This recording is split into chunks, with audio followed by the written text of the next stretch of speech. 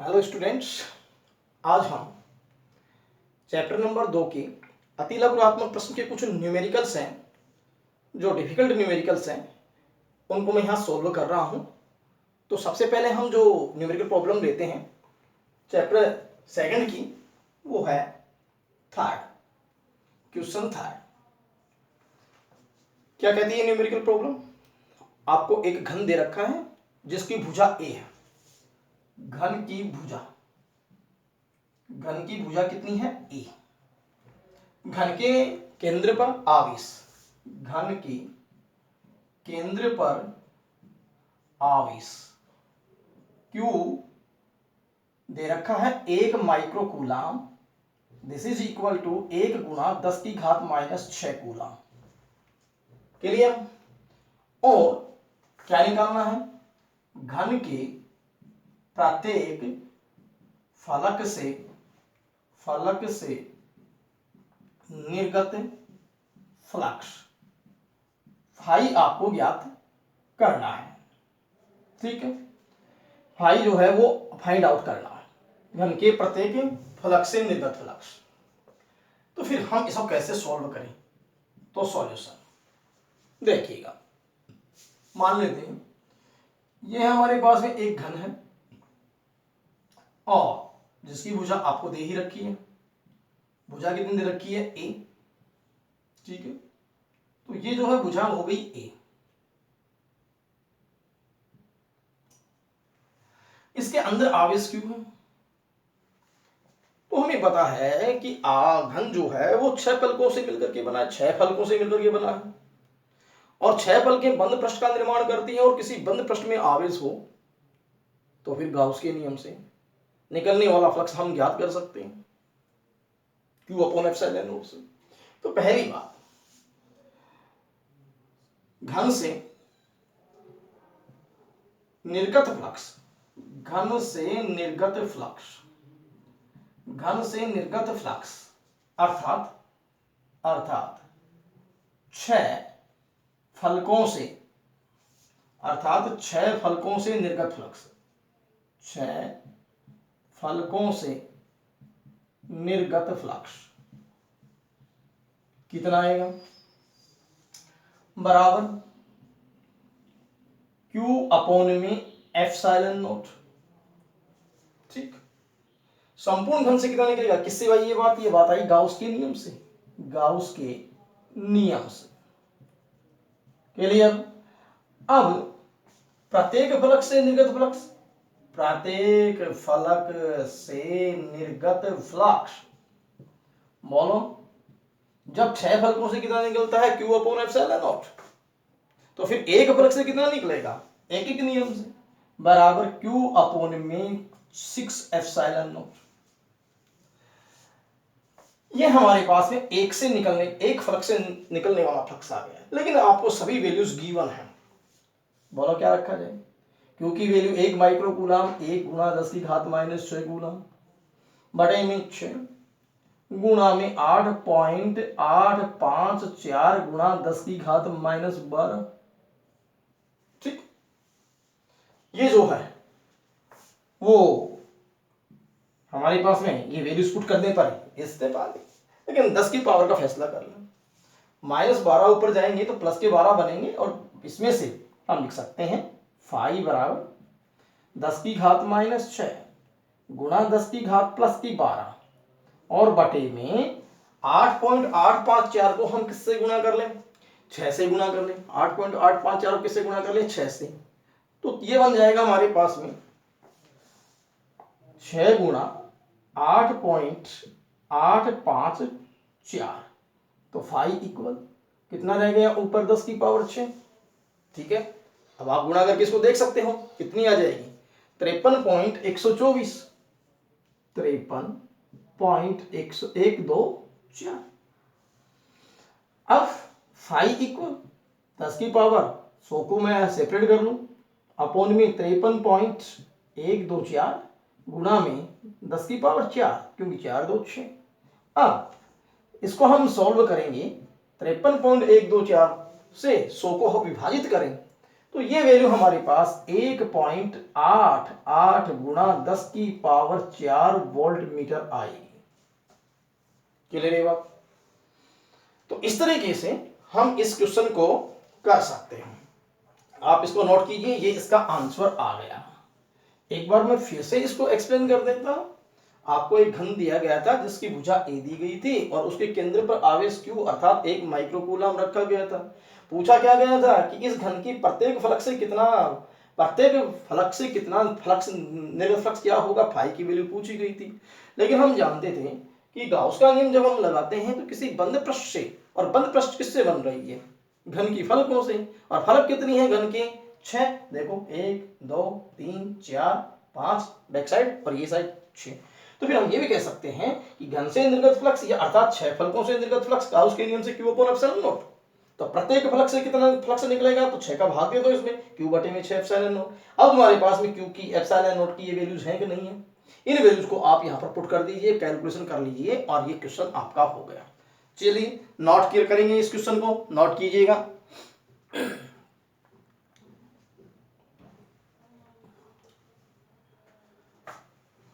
अब हम एक और क्वेश्चन पे आते हैं। अगले वाला न्यूमेरिकल क्या है देखिए।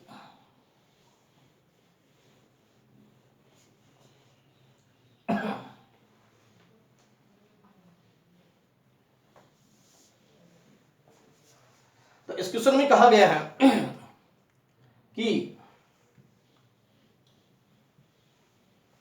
कोई गोला है और उस गोले के केंद्र पर आवेश Q है। तो नेक्स्ट जो क्वेश्चन है वो आपके पास 6 है, बहुचयनात्मक का छठा प्रश्न है। और उस छठे प्रश्न में क्या कहा गया है देखिए, गोले के केंद्र पर आवेश का मान कितना है Q। ठीक, त्रिज्या R, त्रिज्या कितनी है R। अब यदि त्रिज्या को जो है वो आधा कर दिया जाए, क्या कर दिया जाए, आधा कर दिया जाए। यदि त्रिज्या बराबर R/2 कर दी जाए, तब इस गोले से निकलने वाला फ्लक्स फाई क्या होगा। मैं क्वेश्चन को एक बार फिर से रिपीट कर देता हूं। आपके पास में एक गोला है, उस गोले के केंद्र पर कितना आवेश है, उस गोले के केंद्र पर आवेश Q है। उस गोले की त्रिज्या कितनी है, उस गोले की त्रिज्या जो है हम R मान लेते हैं। लेकिन क्वेश्चन क्या कहता है कि त्रिज्या को क्या कर दिया जाए, हाफ कर दिया जाए। तो हाफ कर दिया जाए तो फिर फ्लक्स क्या होगा।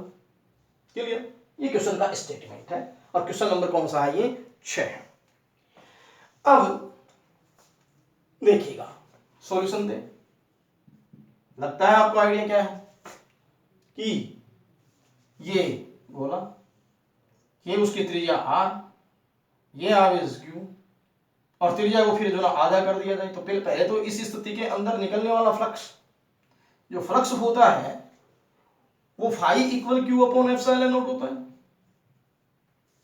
ठीक है, अब इसमें त्रिज्या का कोई रोल ही नहीं है, क्योंकि ये इंपॉर्टेंट फैक्ट में हम पढ़ चुके हैं कि गाउस के नियम से निर्गत फ्लक्स बंद पृष्ठ के आकार और आकृति पर निर्भर नहीं करता। तो त्रिज्या चाहे आधी की जाए चाहे दुगनी की जाए, फ्लक्स जो है निर्गत फ्लक्स पर कोई प्रभाव नहीं होगा। तो फाई की वैल्यू कितनी हुई, Q/ε0। ठीक है, आता है क्या लिखेंगे, आता है बंद पृष्ठ से निर्गत फ्लक्स पृष्ठ के आकार एवं आकृति पर निर्भर नहीं करता। इसलिए त्रिज्या आधी करने पर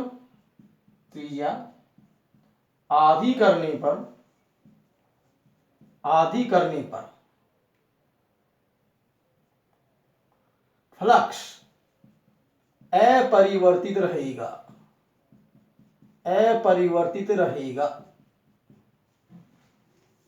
ठीक है, त्रिज्या आधी करने पर फ्लक्स अपरिवर्तित रहेगा। तो फिर इसका ऑप्शन क्या आएगा? इसका आएगा अपरिवर्तित रहेगा। इस क्वेश्चन 6 को भी आप नोट कीजिए। नेक्स्ट न्यूमेरिकल पर आते हैं, देखिए वो क्या है।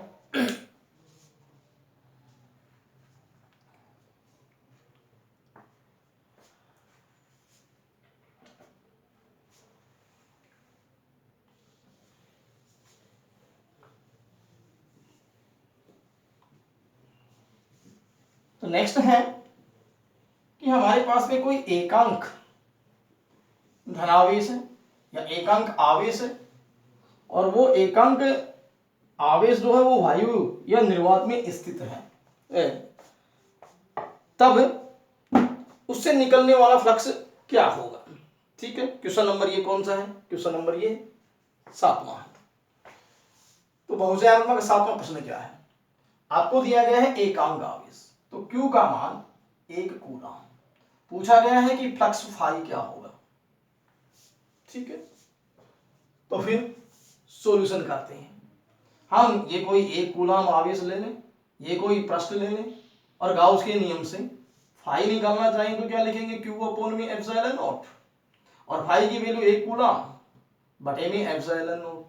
तो फिर फाई की वैल्यू यहाँ एप्सिलॉन नॉट इनवर्स आ जाएगी। ये तो तुम्हारा विकल्प है, ये विकल्प जो है वो दे रखा है, ये तो सही है, लेकिन इसको हम एक दूसरे तरीके से भी कर सकते हैं।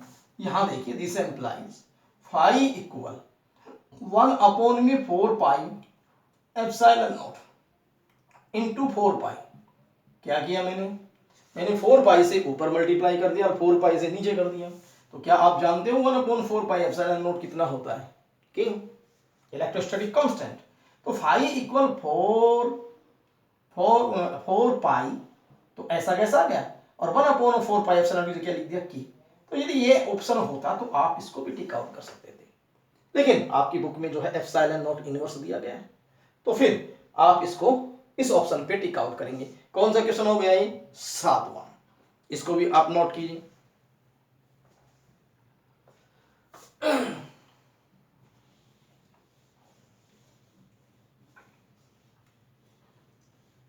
अब एक और न्यूमेरिकल प्रॉब्लम आपके पास में बहुचयनात्मक की है, देखिए वो क्वेश्चन क्या कहता है। क्वेश्चन है हमारे पास में 8th का 8वां बहुचयनात्मक। 8वें प्रश्न में आपको कोई 2 गोले दे रखे हैं जिनकी त्रिज्याएं A और B हैं, और उनके ऊपर जो पृष्ठ आवेश घनत्व है वो सेम है, समान है। उसमें पूछा गया है कि इनके जो विद्युत क्षेत्र की जो तीव्रताएं हैं तो उनका अनुपात क्या हो। तो देखिएगा, दिया है क्वेश्चन का स्टेटमेंट, आप पढ़ सकते हैं बुक से। देखिए क्या है, प्रथम गोले की त्रिज्या, प्रथम गोले की त्रिज्या कितनी है? A। द्वितीय गोले की त्रिज्या कितनी है? B। गिवन है। और क्या दे रखा है? दे रखा है पृष्ठ आवेश घनत्व। गोलों पर पृष्ठ आवेश घनत्व समान है, पृष्ठ आवेश घनत्व क्या दे रखा है? सिग्मा A और सिग्मा B बराबर सिग्मा, दोनों पे पृष्ठ आवेश घनत्व कितना है? वो सेम है। आपको इन गोलों पर विद्युत क्षेत्र की तीव्रताओं का अनुपात निकालना है, तो निकालना है EA अनुपात EB। क्लियर? क्वेश्चन समझ में आ गया होगा। 2 गोले दे रखे हैं जिनकी त्रिज्याएं A और B हैं, जिन पर पृष्ठ आवेश घनत्व का मान समान है, सिग्मा A सिग्मा B के बराबर है, अर्थात सिग्मा ही है दोनों के ऊपर, और आपको EA अनुपात EB पूछा गया है। ठीक है, तो फिर हम ये देखें, गोले के सॉल्यूशन कर रहा हूं। गोले के पृष्ठ पर विद्युत क्षेत्र की तीव्रता, विद्युत क्षेत्र की तीव्रता, फार्मूला क्या था? जनरल E बराबर सिग्मा अपॉन एप्सिलॉन नॉट। ठीक, E बराबर सिग्मा अपॉन एप्सिलॉन नॉट। लेकिन मैं बात करूं प्रथम और द्वितीय गोलों के लिए, तब तो प्रथम गोले के लिए, प्रथम गोले के लिए प्रथम गोले के लिए बहुत ही क्या लिखा जाए प्रथम गोले के लिए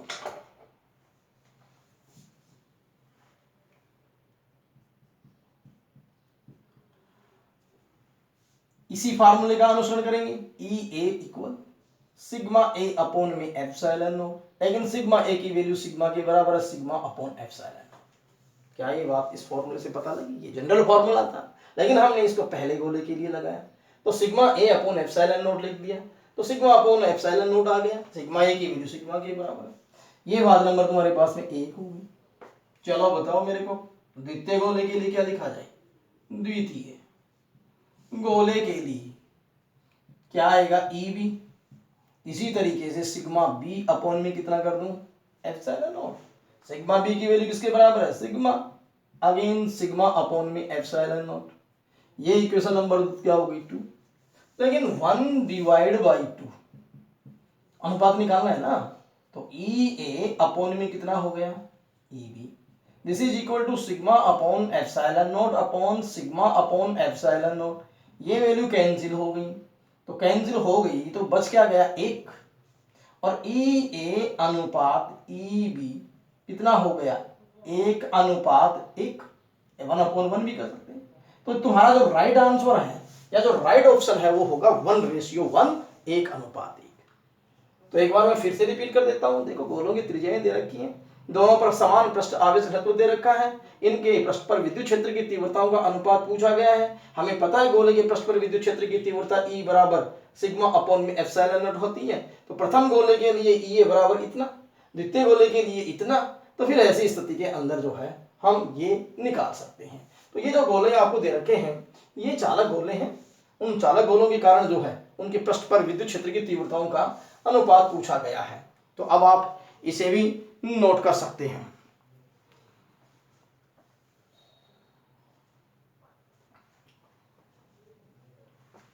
ये चालक गोलों के लिए बात है।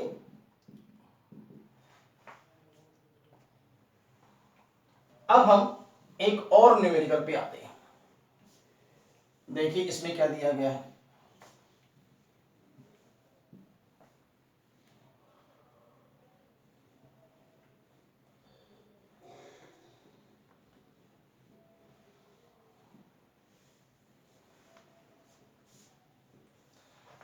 अगले वाला जो क्वेश्चन है हमारे पास में वो क्वेश्चन है 9। तो 9 क्वेश्चन क्या कहता है कि हमें 2 गोले दे रखे हैं, एक की त्रिज्या ए है, दूसरे की त्रिज्या वही हमारे पास में बी है, लेकिन इस बार दोनों पर आवेश जो है वो समान है। तो फिर क्वेश्चन नंबर जो है वो 9 अति लघुरात्मक उसका बहुसेनात्मक का है। क्वेश्चन नंबर 9, प्रथम गोले की त्रिज्या, प्रथम गोले की त्रिज्या कितनी है? ए। द्वितीय गोले की त्रिज्या ये कितनी हो जाएगी? द्वितीय गोले की त्रिज्या बी, द्वितीय गोले की त्रिज्या बी। लेकिन चालक गोलों पर आवेश, उनके परस्पर जो आवेश है, चालक गोलों की पृष्ठ पर आवेश क्यू ए, दोनों पर ही सेम है, क्यू ए बराबर क्यू बी बराबर क्यू। ठीक, तो अब क्या पूछा गया है? अब ये पूछा गया है कि जो है इनके पृष्ठ पर जो है विद्युत क्षेत्र की तीव्रताओं का अनुपात क्या होगा। तो अगेन ई ए अनुपात ई बी आपको ज्ञात करना है। ठीक है, पृष्ठ पर विद्युत क्षेत्र की तीव्रताओं का अनुपात। सॉल्यूशन भाई कैसे करेंगे? किसी भी चालक गोले के पृष्ठ पर या गोले के पृष्ठ पर जो आवेश होता है, विद्युत क्षेत्र की तीव्रता का जनरल फार्मूला होता है E बराबर Q अपॉन में 4 pi epsilon not R square.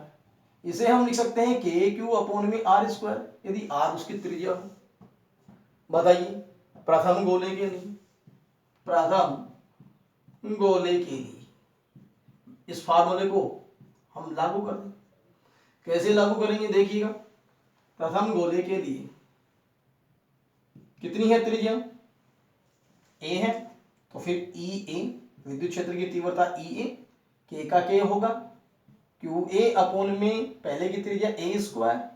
ये इक्वेशन कौन सी हो गई? फर्स्ट। तो फिर द्वितीय गोले के लिए क्या लिखा जाए? E B. बताओ उस पर आवेश कितना है? क्यू ए है इस पे, और लेकिन क्यू ए की वैल्यू किसके बराबर है? क्यू के ही बराबर है। तो फिर मैं इसको क्या लिख सकता हूं? के क्यू अपॉन में ए स्क्वायर।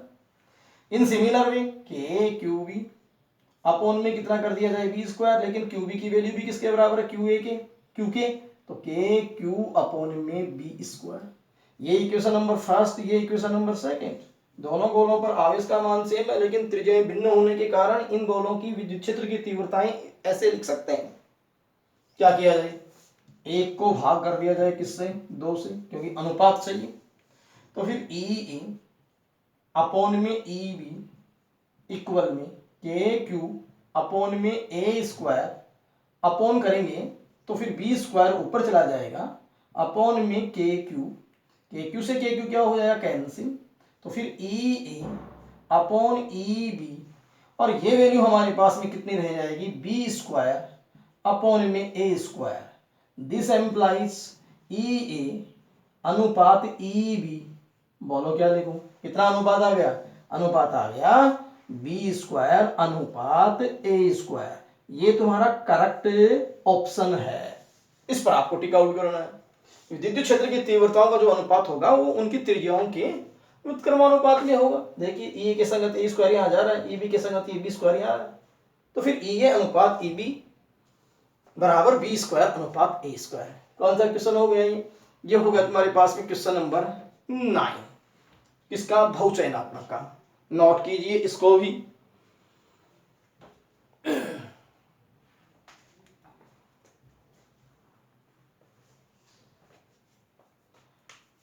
तो अब हम नेक्स्ट क्वेश्चन पे आते हैं। देखिए नेक्स्ट क्वेश्चन क्या है। नेक्स्ट क्वेश्चन थोड़ा सा लॉजिकल भी है और इंपॉर्टेंट भी है। ये बहुचयनात्मक का 11वां प्रश्न है। बहुचयनात्मक का ये 11वां प्रश्न क्या कहता है देखिए। आपके पास में एक ए भुजा का वर्ग है और उस वर्ग को क्षैतिज विद्युत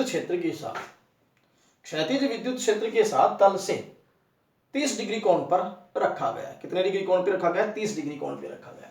तो क्वेश्चन 11 दिया है। क्या दिया है? एक वर्ग की भुजा कितनी? ए, भुजा ए है, ठीक। और भुजा ए है तो फिर जो है वर्ग का क्षेत्रफल, वर्ग का क्षेत्रफल एस बराबर ए स्क्वायर, क्योंकि वर्ग का क्षेत्रफल भुजा का स्क्वायर। विद्युत क्षेत्र की तीव्रता कितनी दे रखी है? विद्युत क्षेत्र की तीव्रता, ये तीव्रता आपके पास में है ई, इस वर्ग को रखा गया और कितने कोण पर रखा गया? तल के साथ कोण। वर्ग तल का विद्युत क्षेत्र के साथ कोण क्वेश्चन में दे रखी है बात, मैं इसको फाई मान लेता हूं, दैट इज 30 डिग्री। तो फिर निकालना क्या है? निकालना यह है कि इस वर्ग से कितना फ्लक्स गुजरेगा? वर्ग से निर्गत फ्लक्स क्या होगा? फाई क्या होगा? क्लियर? एक बार मैं फिर से आपको बता देता हूं। कोई विद्युत क्षेत्र ई है, उस विद्युत क्षेत्र में किसी वर्गाकार आकृति को या वर्ग को रखा गया है, एक वर्ग फ्रेम को रखा गया है और तल के साथ विद्युत क्षेत्र कितना कोण बनाता है? 30 डिग्री। तो बताइए उस वर्ग से कितना फ्लक्स गुजरेगा? वर्ग से निर्गत फ्लक्स फाई याद करना है। लेकिन अब हम इसको एक फिगर से समझ लेते हैं, तो सॉल्यूशन करते हैं। देखिए सॉल्यूशन क्या है। आपके पास में विद्युत क्षेत्र तो क्षैतिज है, तो ये विद्युत क्षेत्र E है, विद्युत क्षेत्र E दर्शाया गया है, ठीक है, E। और इसमें एक वर्ग रखा गया है, तो मैं एक वर्ग रख दूं, तो ये वर्ग मैंने रख दिया।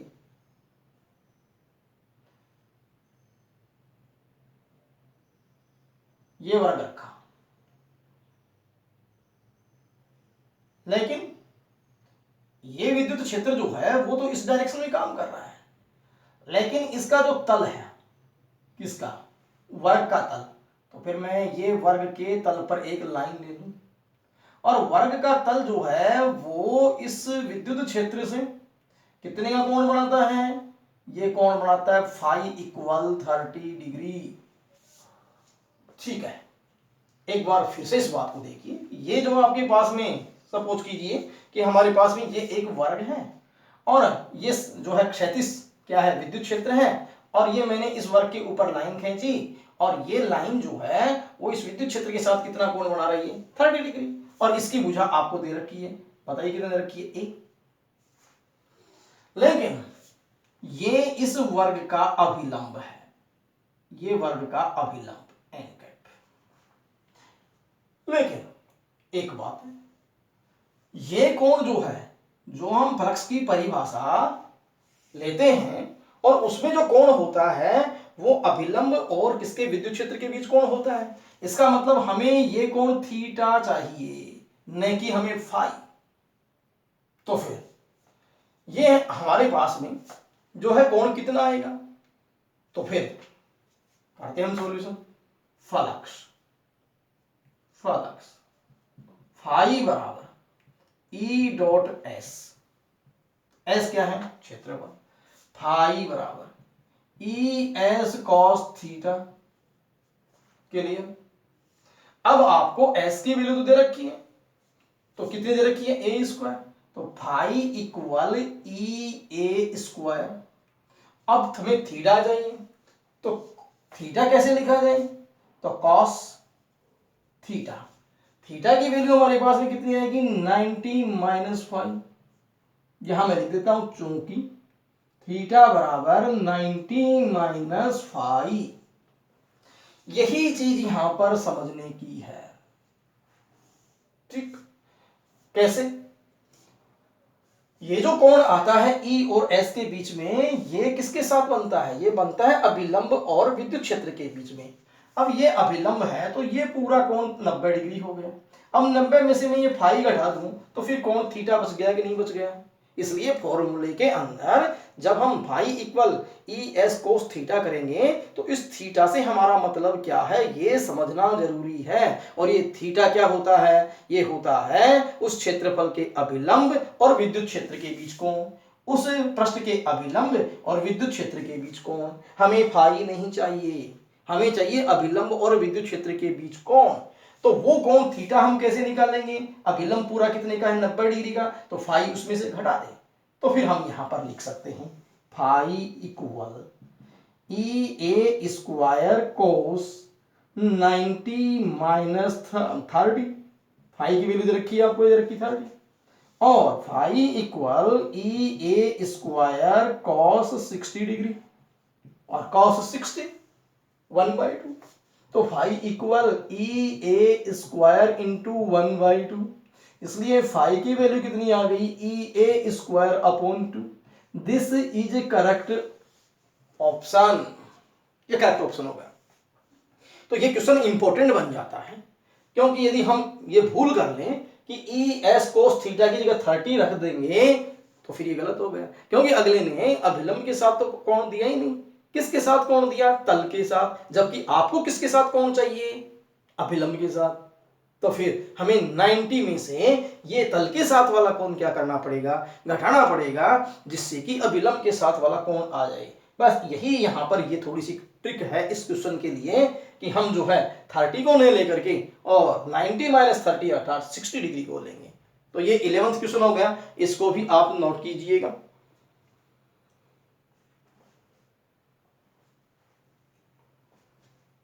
तो इस तरीके से आपके अतिलघुरात्मक बहुचयनात्मक जो प्रश्न है उनमें जो टिपिकल प्रॉब्लम्स थी वो मैंने यहाँ सोल्व कर ली है। बाकी तुम प्रैक्टिस करो और जो भी नहीं आता है उसको जो है आप टिक आउट करेंगे और फिर मेरे से संपर्क करके पूछेंगे। ठीक है।